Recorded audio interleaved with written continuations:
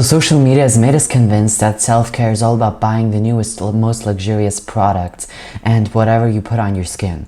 And while this is a part that is not to be neglected from self-care, this is not what it's about primarily. Self-care is something very, very spiritual and so much deeper that can really make you love yourself way more and make you way more confident. It is actually a very, very powerful tool. And I'm about to teach you about the 3 pillars of self-care and how you can really use it to your own advantage and why it is absolutely amazing. You know, we all love self-care, right? If you don't do self-care, you're gonna look and you're gonna feel crusty, musty. And if you don't want to be a crusty, musty person, you need to elevate yourself. You need to make yourself feel beautiful, feel confident, and actually love yourself on a deep level. And that is something that self-care has really done for me, and this is why I'm sharing this today. So if you don't know me yet, hi, my name is Leon. Welcome to this channel. It's all about spirituality, self-improvement, self-love, all these kind of things. And welcome to my video. So to know how to properly use self-care and actually get into the whole guide, you need to first of all know about the 3 pillars of self-care. It's about doing something very, very internal, and it's about a lot of inner work. The 3 pillars of self-care are taking care of your mind, taking care of your body, and taking care of your soul. You know, even some religions say there is a holy trinity, but on spiritual terms, that is just simply who we are. That is who we are made of. Because essentially, everybody has got a soul. Everybody chose to incarnate in this human body that then has a mind and a spirit, so to say. And that is actually where we even came from. Like, we are a soul. We are way more than this human body, obviously. So the first thing is taking care of your mind. Your mind essentially is your intelligence. It is your intellect. It is your thoughts, it is who you are as a person, and it is what your inner spirit is. So by taking care of your mind, you first of all need to eliminate the things that do not really take care of your mind and actually harm it.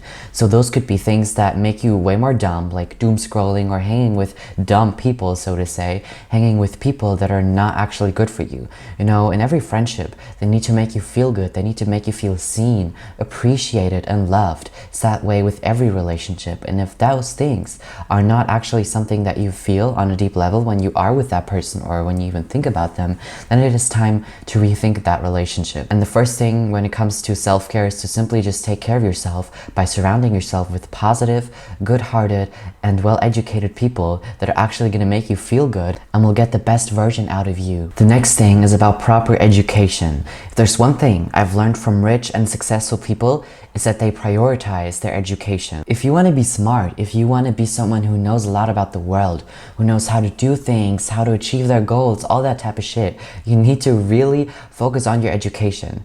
A lot of people think that education stops when you graduate, but education is something that will happen all throughout your life. We never stop evolving and we never stop to learn. And it is so important to intentionally know what you are putting inside of yourself and how you are getting educated. My favorite way of educating is quite simple. It's simply reading books. And I don't mean dark romance books or some kind of shit that will make you more stupid than before, but I mean books that actually get you further in life. There's nothing wrong with reading a novel, but I'm just saying that some self-improvement books can actually really just transform your entire mindset, make you way more successful and so much more happy. So the challenge I set for myself in 2025 is to read at least 1 book a month. And let me tell you, I am a really slow reader. Like last time I read a book, it took me 6 months to read it. 6 months, can you believe it? That is crazy. But now January's done and I've almost finished my book, so I can say I'm really, really happy that this is working out for me, and it's just so important to really, really educate yourself. Another aspect when it comes to the things that you are consuming, as in education or whatever people are saying, it's important to know what you are seeing online. So I once saw a girl on TikTok say you need to really build your For You page brick by brick to be about hope core, to be about spirituality, about self-improvement, about things that make you inspired. Because that is not only better for your dopamine system, but it actually makes you feel way better. I mean, think about it this way. TikTok is brainwashing you anyway, then you might as well just choose what you are being brainwashed by. And I know that it's not the best thing to do, honestly, but I'm just saying in general that it's important to know what people you're hanging with, but also what content you're consuming. Because your relationships, they don't stop with friendships or romantic partnerships. They're something that is about basically everything. It's about your relationship with money, about your relationship with people, and the people that you consume. So to make myself clear, I just want you to understand that you need to really be mindful with the content that you consume. And success starts with education. Your brain and your intellect, they need to be trained the same way that you have to train your muscles when you go to the gym. Because as much as I enjoy brain rot on social media, I have to say it is an epidemic that is making everyone more and more stupid every day. It's just the truth. The second pillar of self-care is my favorite one. It's taking care of your body. Your body is the physical incarnation thing that you chose when you came to this earth. Your body is basically everything you have. You know, we live for like about 100 years, if healthily, and then our bodies, they just go away. We give them back to the earth. So it's important to, first of all, simply appreciate that you have this body. Whether you're grateful for your body and you love it, or you somehow don't like your body or the way it looks, it's important to just accept your body, first of all. Before we dive into this, just simply take a moment to breathe in and breathe out. And accept your body as it is, because it's good the way it is. Your body makes you be able to walk. Your body makes you be able to read, to hear, to listen to this video. All the things that you do in this physical incarnation are possible because of your body. It is the temple. It is this holy thing, this divine aspect of Mother Nature that your soul chose to incarnate in. So appreciate yourself for living in this body. It's all that you have. I feel like so many people nowadays have lost that inner divine connection to their own body, and it is so important to just connect with your own body. Now let's actually get into some practical ways that you can take care of your body and how you can prioritize self-care with that.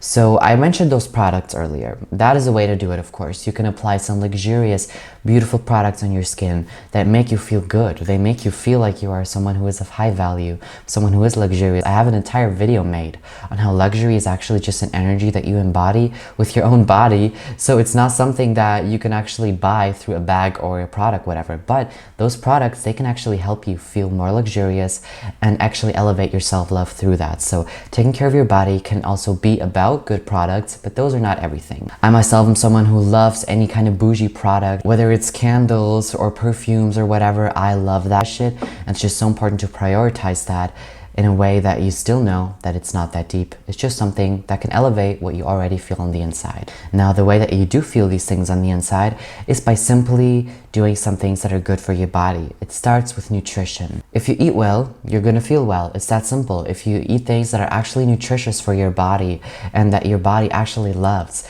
it's gonna feel way better because it's got all the nutrients and it's actually good, and it can detox and do all the things that it needs to do. You know, I'm not a nutritionist, so I can't give you any nutrition advice, but I just want to tell you that it's best to eat a whole foods diet, which is something you already know. I myself love doing that. I also love making smoothies, you know, the Erewhon inspired Hailey Bieber kind of smoothies. They're just so fun to make and they taste amazing. Also, I love eggs, I love meat, I love other whole foods and fruits, everything that actually is amazing. And going to organic grocery shops in Germany is just such a good feeling. I actually went today. Be grateful for the food that you eat. Eating well is a form of self-respect, and you are what you eat. So after nutrition comes exercise and movement, of course. You can simply go to the gym, but you can also do Pilates, you can do yoga, you can do certain things that feel good for you. You have to find out what feels best for you. I myself, I'm not a huge weightlifter, bodybuilder type of person. Those things are not very appealing to me. They're also not very aesthetically pleasing to do, in my opinion. Something I love doing, though, is Pilates, you know? Getting my abs and everything through Pilates is the best thing ever. It just feels so good. It is your body weight.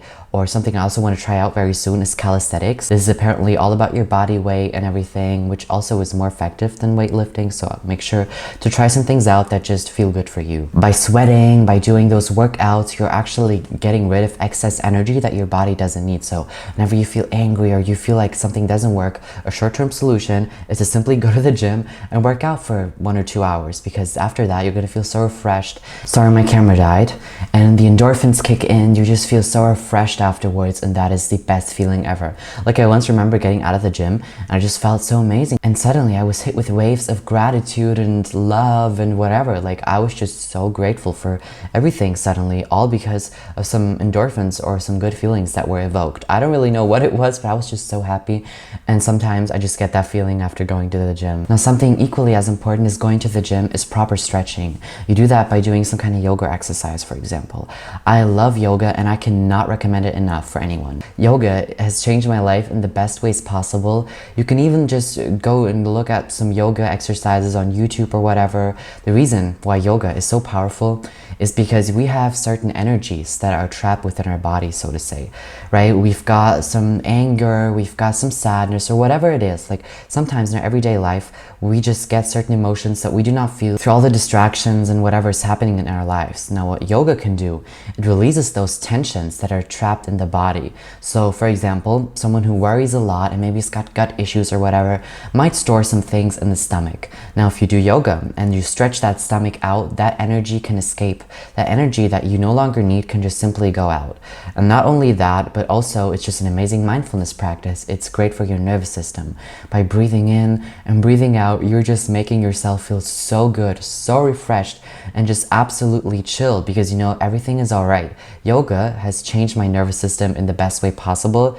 I have an entire video made on regulating your nervous system. Make sure to check that out. That is one of the best and most important videos I've ever made, because through that, you're going to be able to achieve all of your goals with such ease and love. Oh, and also we sit the entire day, whether it's work or school or whatever we're doing, we usually sit, right? And we then have to stretch our bodies and kind of get rid of that one position that we're sitting in the entire day. Another way that I love to take care of my own body is by going into the sauna, really just relaxing, getting rid of my phone for some time, just simply chilling and making my body detox through all of the sweat in the sauna. It's also just such a great feeling. I love doing that. And also something great you can do is meditation or anything that you know is just amazing for your nervous system. You've got to find your own ways and really then practice those with consistency and absolute love and gratitude for them. Enough talk about taking care of your body. It's now time to talk about taking care of your soul, which is the third pillar of self-care.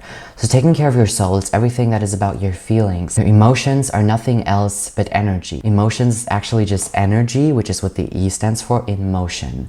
And that way you need to regulate them. Take care of your soul and inner being by simply allowing yourself to let all of the feelings out. This is not only great for your psyche, but also just for who you really are and freedom of expressing yourself authentically. As a soul, you have a mission here. You do some certain things and you have to find that passion. In general, the way that you take care of your soul and your divine mission that you chose as a soul before you incarnated here is by simply living out your passions. What do you see as your mission? What is the purpose that you assign to yourself in this lifetime? You have to really live that out. Journal about those things if you don't know what they are, and really just know, what am I good at? What do I love? What can I sell? What do people love? And how can I express myself authentically?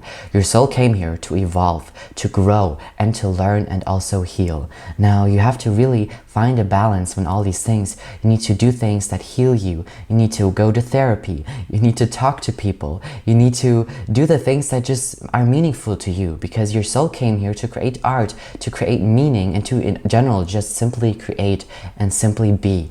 So allow yourself to simply be. I once was just meditating and, thinking about existence and kind of just philosophing about life.